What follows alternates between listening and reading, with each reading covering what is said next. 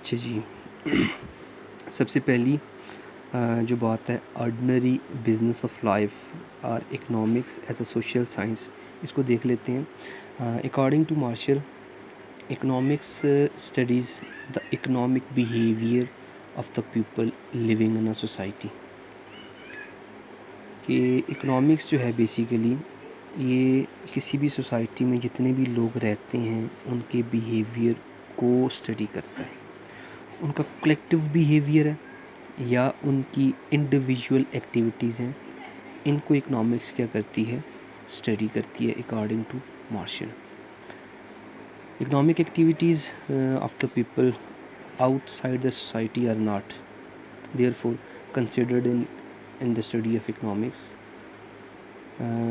So economics does not study the isolated or individual or any Robinson Crusoe.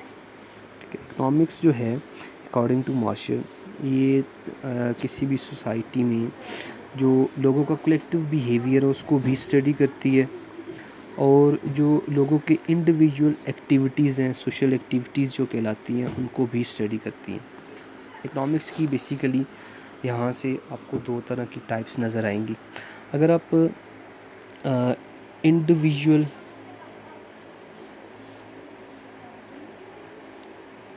Activities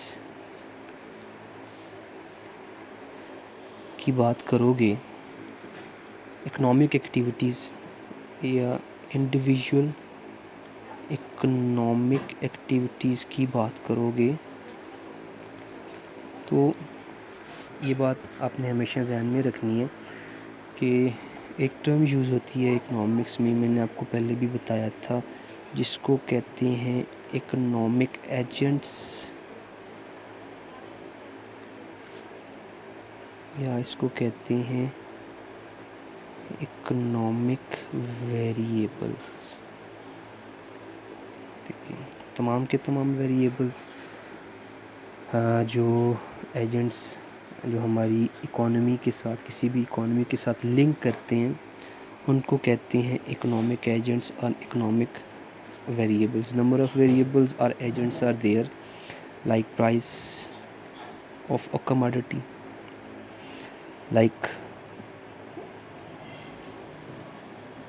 quantity supplied of a commodity, like quantity demanded,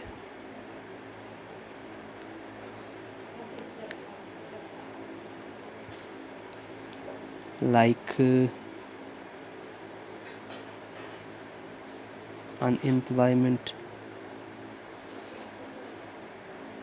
inflation, investment and many more etc. कर लेते हैं इसको। ये ऐसे variables हैं जो हमारी economy के साथ लिंक करते हैं, जिनको हम इकोनॉमिक एजेंट्स या इकोनॉमिक वेरिएबल्स का नाम देते हैं। इन इकोनॉमिक एजेंट्स या इकोनॉमिक वेरिएबल्स की जो इंडिविजुअल स्टडी है, जिसको हम इकोनॉमिक एक्टिविटीज़ कह सकते हैं, इनको हम इंडिविजुअल एक्टिविटीज़ कह सकते हैं, इन वेरिएबल्स की, इन इकोनॉमिक एजेंट्स की individual study, isolated study economics में कहते हैं इसको माइक्रो इकोनॉमिक्स। कि जब आप इकोनॉमिक एजेंट्स को, इकोनॉमिक वेरिएबल्स को इंडिविजुअल बेसिस पे आइसोलेट करके आइसोलेशन में स्टडी करते हो, एक एक करके स्टडी करते हो, स्टडी को इकोनॉमिक्स में कहते हैं माइक्रो इकोनॉमिक स्टडी और माइक्रो इकोनॉमिक्स। और इन वेरिएबल्स को, इन इकोनॉमिक एजेंट्स को जब आप कलेक्टिव स्टडी करोगे तो वो कहलाता है मैक्रो इकोनॉमिक्स। तो यहाँ पे अल्फ्रेड मार्शल ने जब इस डेफिनेशन में इंडिविजुअल एक्शंस या इंडिविजुअल एक्टिविटीज़ की बात की, तो इनकी मुराद हमारे पास माइक्रो इकोनॉमिक्स है। और जब ये कलेक्टिव बिहेवियर को, कलेक्टिव एक्शंस की बात करते हैं, सोशल एक्शन की बात करते हैं, कलेक्टिव बिहेवियर की, तो that is concern with the macro economics. तो यहाँ से दो तरह के कॉन्सेप्ट्स भी आपको इस डेफिनेशन से मिलते हैं। तो अकॉर्डिंग टू अल्फ्रेड मार्शल, जो इकोनॉमिक्स जो है as a social science, individual activities हों या कलेक्टिव एक्टिविटीज़ हों, इकोनॉमिक एक्टिविटीज़ बेसिकली इकोनॉमिक्स के साथ लिंक करती हैं। Second one is this attainment and use of material requisites. Attainment को अगर आप देखें तो इसका मतलब होता है हासिल करना। यूज़ इस्तेमाल को कहते हैं डेफिनेटली आपको material requisites. Most important thing is this material requisites. Material requisites का मतलब है यहाँ पे गुड्स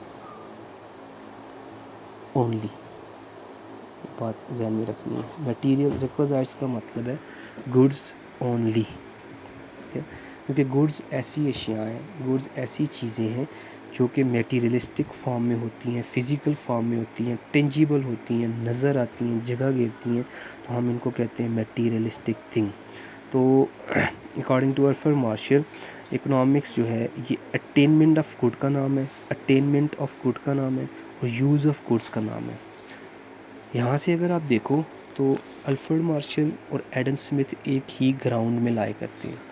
अटेनमेंट ऑफ गुड्स का मतलब है प्रोडक्शन ऑफ गुड्स। यहाँ पे मैं लिख लेता हूँ आपकी आसानी के लिए। Attainment of goods, production of goods, use of material requisites according to Marshall,